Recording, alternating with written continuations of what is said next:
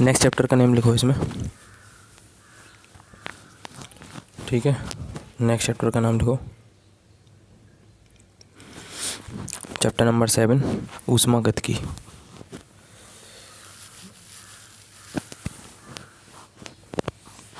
Chapter number 7 ऊष्मागतिकी।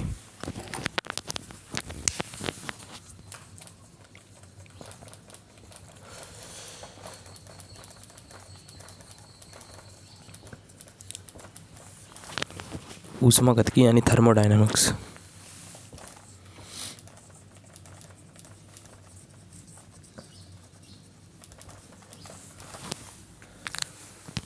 ऊष्मागतिकी यानी कि थर्मोडायनामिक्स, ठीक है।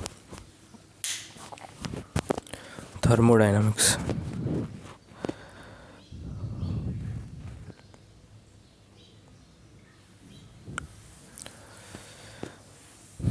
इम्पॉर्टेंट चैप्टर है, ठीक है। अच्छे से पढ़ो। देखो पहली हेडिंग, कार्य तथा ऊष्मा की तुल्यता।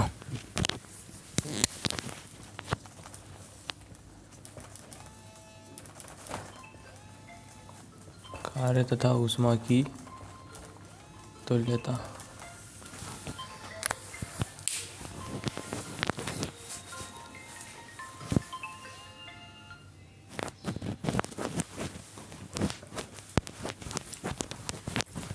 ठीक है। कार्य तथा ऊष्मा की तुल्यता लिखो।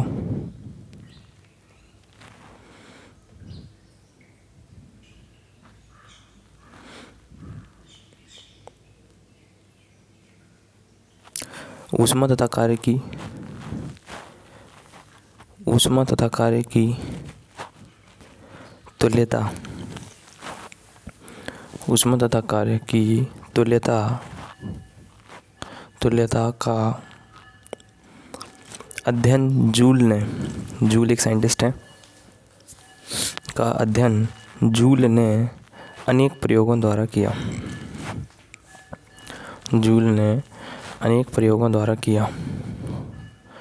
उन्होंने यह देखा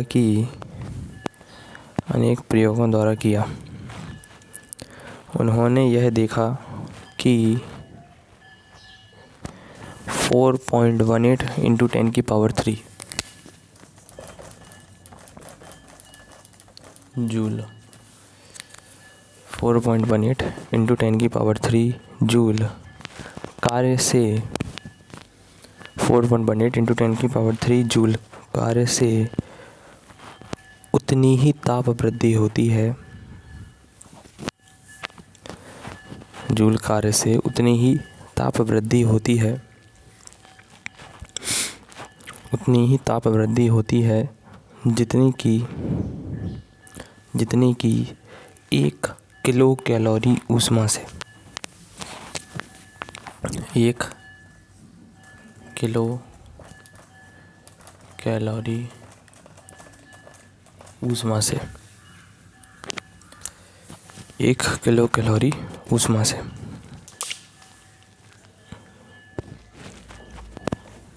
इस प्रकार जूल ने प्रयोगों द्वारा यह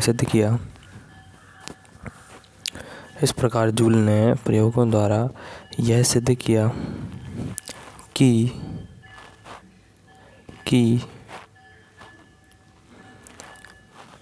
4.18 into 10 की पावर 3 जूल कार्य 4.18 into 10 की पावर 3 जूल कार्य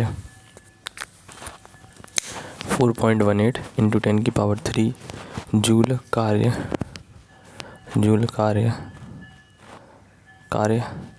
1 किलो कैलोरी ऊष्मा 1 किलो कैलोरी ऊष्मा के तुल्य है। 1 किलो कैलोरी ऊष्मा के तुल्य है। 1 किलो कैलोरी ऊष्मा के तुल्य है, ठीक है।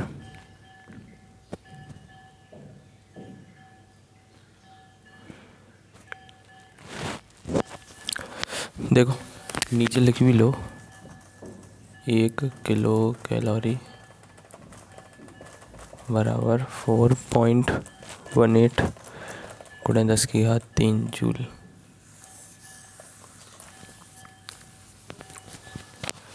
नीचे लिखो 1 किलो कैलोरी बराबर में 4.18 इंटू 10⁻³ जूल।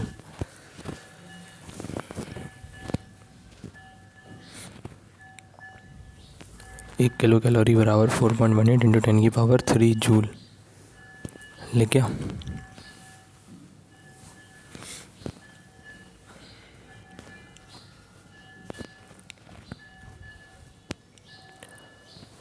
हो गया भाई।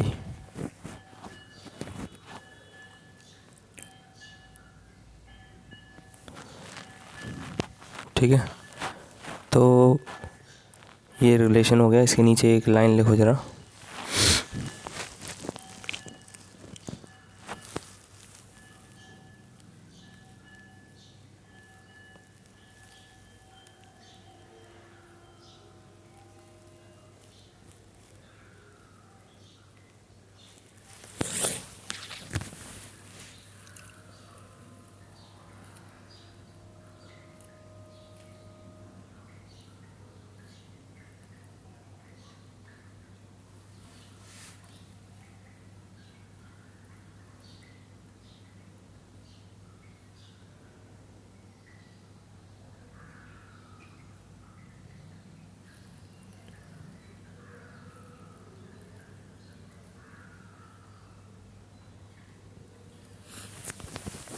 यदि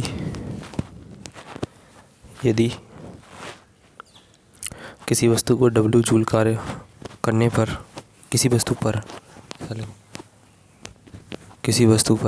W जूल कार्य करने पर Q कैलोरी ऊष्मा उत्पन्न होती है। किसी वस्तु पर W जूल कार्य करने पर Q कैलोरी ऊष्मा उत्पन्न होती है। Q कैलोरी ऊष्मा उत्पन्न होती है तब W बराबर 4.18 Q। तब W बराबर 4.18 Q। W बराबर में 4.18 Q। लिख गया? W बराबर में 4.18 Q। जहाँ नीचे लिखो, जहाँ 4.18 नीचे से लिखना, जहाँ 4.18 एक नियतांक है और इसे ऊष्मा का यांत्रिक तुल्यांक भी कहते हैं। एक नियतांक है और इसे ऊष्मा का यांत्रिक तुल्यांक भी कहते हैं। इसे ऊष्मा का यांत्रिक तुल्यांक भी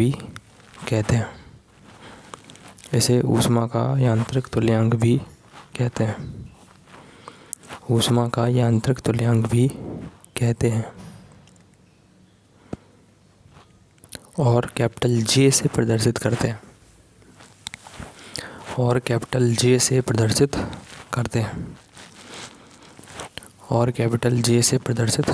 हैं। तब नीचे लिख लो W बराबर में J इंटू Q। ठीक है, फॉर्मूले के फॉर्म में W बराबर में J इंटू Q लिखो। कैपिटल J से प्रदर्शित करते हैं तब W बराबर J इंटू Q हो गया। चलो सुनो, देखो किसी भी बॉडी पे चाहे इतना काम कर लो, 4.18 गुणा 10⁻³ जूल यानी कि 4.8 किलो हो गया ना। 10⁻³ का मतलब क्या होता है? किलो। तो 4.18 किलो जूल कार्य कर लो। नहीं समझे? कार्य करने का मतलब उसको पीट लो। लोहे का एक टुकड़ा है, लोहे की शीट है, उसको पीटो तुम। तो पीटने का मतलब क्या है? हथौड़े से पीट रहे हो तो उस पर कार्य कर रहे हो ना। धीरे धीरे देखोगे वो गर्म होने लगेगी। वो होती है ना पीटने पे गर्म। अगर हथेलियों को भी आपस में अगर ज़्यादा देर तक पीटोगे तो गर्म हो जाती हैं वो। तो पीटने पे चीज़ें गर्म होंगी। पीटने का मतलब कैसे? कार्य करने से। उस पर तुम कार्य कर रहे हो तो वो क्या हो रही है? गर्म हो रही है, उसको ऊष्मा मिल रही है। उसी तरह से अगर किसी बॉडी को डायरेक्ट हीट दे दो, इतनी 1 किलो कैलोरी, चाहे 4.8 किलो जूल का कार्य कर लो और चाहे 1 किलो कैलोरी की ऊष्मा दे दो, बात बराबर है। अगर डायरेक्ट हीट करने हैं तो 1 किलो कैलोरी की ऊष्मा दे दो, और नहीं तो उस पर काम करो 4.18 किलो जूल का, 10 की 3 मतलब किलो होता है, तो वो दोनों बातें बराबर हैं, उसको सेम हीट मिलेगी बॉडी को। क्या क्या, या तो 1 कैलोरी क्या करो, 1 किलो कैलोरी ऊष्मा दे दो, और नहीं तो फिर 4.18 किलो जूल कार्य कर लो। बात आ रही समझ में? चाहे 4.18 किलो जूल क्या कर लो कार्य, या 1 किलो कैलोरी क्या कर लो ऊष्मा दे दो, बात बराबर है। तभी सुनने कार्य में और ऊष्मा में एक रिलेशन बताया, किसने बनाया? जूल ने, कि ये दोनों लगभग बराबर ही हैं। ठीक है, उन्होंने बोला कि 1 किलो कैलोरी और 4.18 गुणा 10 की 3 जूल को बराबर करो। ठीक है, अच्छा चलो ठीक है, एक तो ये चीज़ मिल गई। अब उन्होंने कहा कि मान लो किसी बॉडी पर W जूल कार्य किया जाए, कितने जूल? W जूल कार्य किया जाए। ठीक है, और उसको Q कैलोरी ऊष्मा मिली, कितने कैलोरी? Q calorie. तो इन दोनों में एक रिलेशन बनाया कि जो W जूल कार्य है और जो Q कैलोरी की ऊष्मा वो दे रहे हैं, उनके बीच में रिलेशन ये होगा कि उनमें 4.18 का इंटू कर दो। कितने का इंटू कर दो? 4.18 का इंटू कर दो। ठीक है ना, तो W बराबर में 4.18 इंटू में Q। ठीक है, ये किसके बीच में रिलेशन हो गया? W और Q के बीच में। ठीक है, अब इस 4.18 को उन्होंने एक कांस्टेंट का नाम दे दिया जिसको बोला J, जिसको कहते हैं अपन ऊष्मा का यांत्रिक तुल्यांक।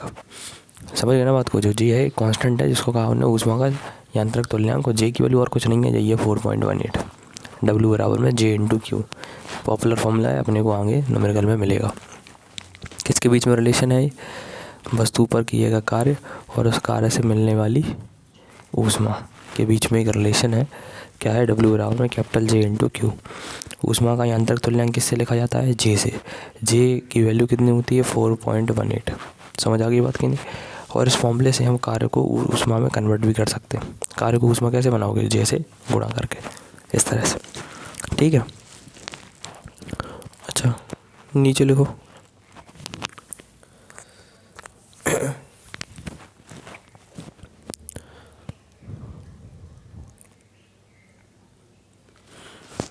नीचे लिखो, इसी में ही ब्लू पेन से लिख लेना।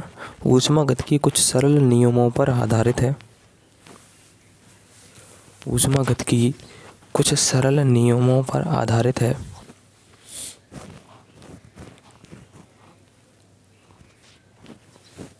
कुछ सरल नियमों पर आधारित है। ऊष्मागतिकी कुछ सरल नियमों पर आधारित है जो कि निम्न प्रकार से है।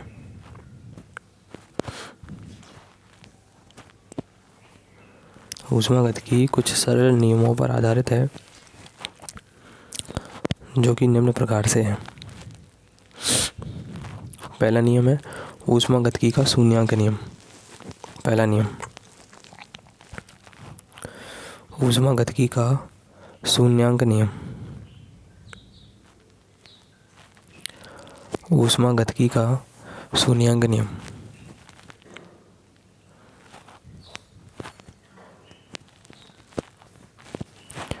ऊष्मागतिकी का शून्यांक नियम।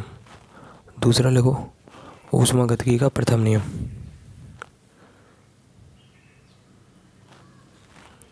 ऊष्मागतिकी का प्रथम नियम। पहला है ऊष्मागतिकी का शून्यांक नियम, दूसरा है ऊष्मागतिकी का प्रथम नियम,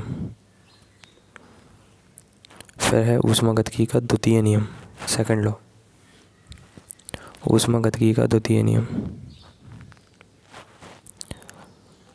पहले शून्यांक नियम, प्रथम नियम, द्वितीय नियम, और लास्ट में है तृतीय नियम, ऊष्मागतिकी का तृतीय नियम, थर्ड लॉ ऑफ थर्मोडायनेमिक्स। ठीक है,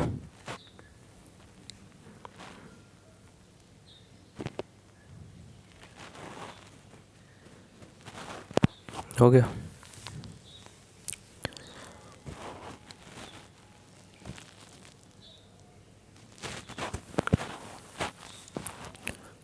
ठीक है, तो ये अपने को 4 नियम पढ़ने हैं।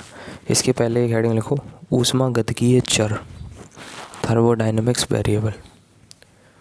ऊष्मागतिकीय चर यानी कि थर्मोडायनेमिक वेरिएबल।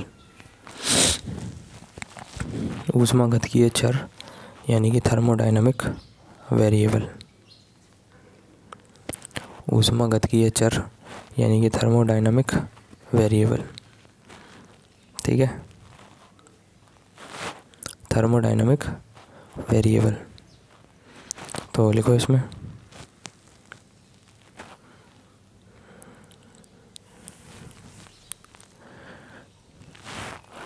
निश्चित सीमाओं से परिबद्ध, डायरेक्ट लिखना चालू करो। निश्चित सीमाओं से परिबद्ध, निश्चित सीमाओं से परिबद्ध बहुत अधिक संख्या में, निश्चित सीमाओं से परिबद्ध बहुत अधिक संख्या में, बहुत अधिक संख्या में अणु परमाणु,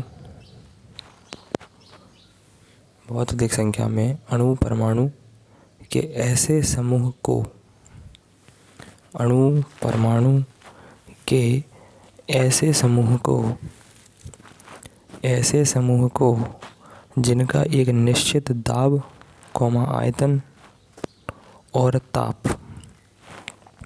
जिनका एक निश्चित दाब, आयतन और ताप हो, ऊष्मागतिकीय निकाय कहलाता है। ऊष्मागतिकीय निकाय कहलाता है। ऊष्मागतिकीय निकाय कहलाता है। ऊष्मागतिकीय निकाय को अंडरलाइन कर लेना। ऊष्मागतिकीय निकाय कहलाता है। ठीक है, फिर से लाइन चेंज करो, लाइन चेंज करके लिखना ऊष्मागतिकीय निकाय से बाहर, ऊष्मागतिकीय निकाय से बाहर स्थित किसी भी वस्तु को, ऊष्मागतिकीय निकाय से बाहर स्थित किसी भी वस्तु को, ऊष्मागतिकीय निकाय से बाहर स्थित किसी भी वस्तु को, किसी भी वस्तु को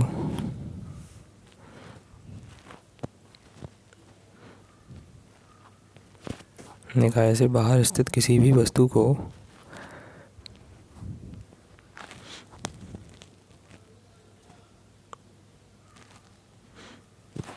जिससे ऊर्जा का आदान प्रदान हो,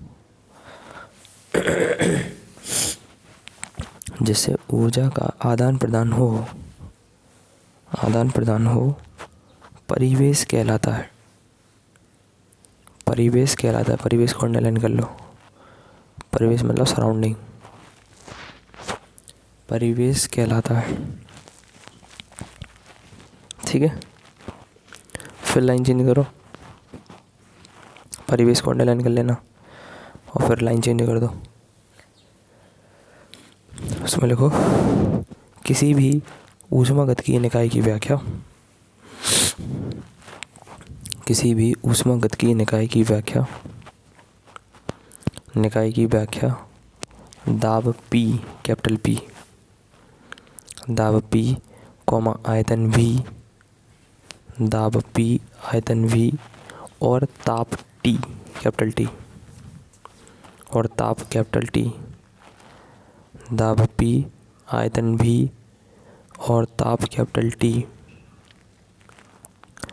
ताप कैपिटल T और भी हैं एक दो, आंतरिक ऊर्जा कैपिटल U, आंतरिक ऊर्जा कैपिटल U, आंतरिक ऊर्जा कैपिटल U और मोल्स की संख्या म्यू, और मोल्स की संख्या म्यू, ऐसे बनाना है।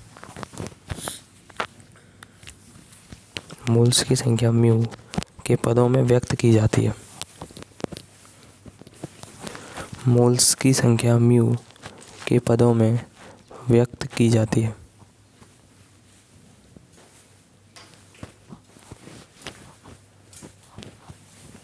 मोल्स के पदों में व्यक्त की जाती है। इन्हें ऊष्मागतिकीय चर, इन्हें ऊष्मागतिकीय चर, ब्रैकेट में लिखो पैरामीटर्स, इंग्लिश में लिख लो PARAMETER, PARAMETER, PARAMETER, parameters, last में ऐसे कर देना, कहते हैं। कहते हैं। ठीक है, तो देखो भाई साहब, ऐसा है कि मान लो एक कोई सिस्टम बना हुआ है। हमने बताया था निकाय बनाने के लिए 2 या 2 से अधिक चीज़ें होती हैं। तो 2 या 2 से अधिक चीज़ें जिनका एक निश्चित दाब, एक निश्चित ताप हो, एक निश्चित आयतन हो, मतलब वो फिक्स हो, उसे अपन कहते हैं ऊष्मागतिकीय निकाय। समझ गए ना? सभी जितने उसके अंदर जितनी बॉडीज़ होंगी उन सबका टेम्परेचर सेम। ठीक है, जितने वे वस्तुएं उन सबका प्रेशर सेम। ठीक है, आयतन भी हर जगह सेम होना चाहिए। तो उसे अपन कहते हैं ऊष्मागतिकीय निकाय। ठीक है, उसके बाहर अगर कोई भी बॉडी है जिससे वो आपस में लेन देन कर रहे हैं, वो पूरा का पूरा ऊष्मागतिकीय निकाय। और वो बाहर की एक बॉडी लेन देन जो कर रहा है बाहर कहीं पर भी स्थित हो, इस घर के बाहर कहीं पर भी, वो कहलाता है परिवेश। परिवेश क्या है? जहाँ पर स्थित किसी भी वस्तु से तुम लेन देन कर रहे हो। अंदर ही अंदर लेन देन नहीं कर पाओगे, बाहर से करोगे लेन देन। समझ गए? तो जो बाहर में किसी भी वस्तु से जो तुम लेन देन कर रहे हो उसे अपन क्या कहेंगे? परिवेश। ठीक है, सराउंडिंग्स। अच्छा, अब किसी भी ऊष्मागतिकी का मतलब है हीट का फ्लो, उसका उसका उसका अध्ययन करना, उसे अपन कहते हैं ऊष्मागतिकी। ठीक है, तो ऊष्मागतिकी में किसी भी हीट के फ्लो का अध्ययन करने के लिए 3-4 चीज़ें ज़रूरी हैं समझना। प्रेशर पता होना चाहिए, जानते ही हो, पढ़ चुके अपन। टेम्परेचर पढ़ा होना चाहिए, अभी अपन टेम्परेचर ही पढ़ रहे थे। ठीक है, तो ताप, दाब, आयतन, वॉल्यूम। वॉल्यूम का मतलब समझ रहे ना? कौन कितनी जगह गिर रहा है, वो वॉल्यूम होता है। और एक मोल्स की संख्या, जो कि आप केमिस्ट्री में पढ़े होंगे। एक मोल में कितने अणु होते हैं? 6.023 × 10⁻23 पढ़े होंगे ना? अणुओं की संख्या होती है ये। ठीक है, एक मोल में तो वही है। ठीक है, मोल्स की संख्या पर निर्भर करता है ऊष्मागतिकीय प्रभाव। ठीक है, अब एक छोटी सी हेडिंग और लिखो, तापीय साम्य। फिर वो नियम पढ़ेंगे अपन लोग। हेडिंग है तापीय साम्य, थर्मल इक्विलिटी। तापीय साम्य,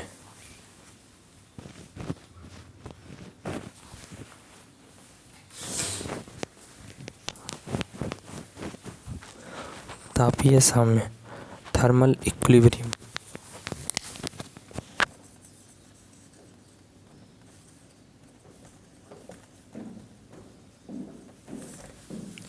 थर्मल इक्विलिब्रियम, थर्मल इक्विलिब्रियम। ठीक है,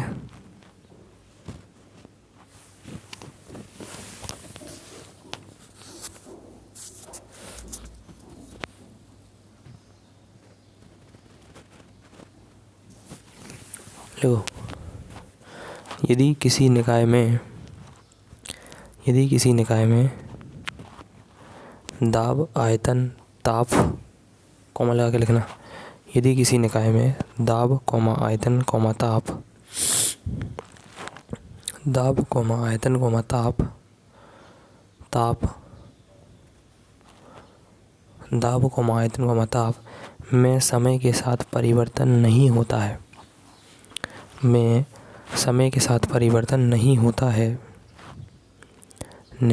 है, तो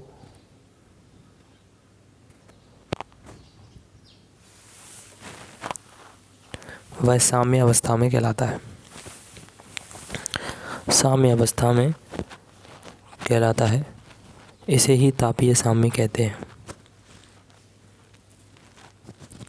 इसे ही तापीय साम्य कहते हैं। लिख गया? ठीक है, इसमें देखो जरा आगे लिखो।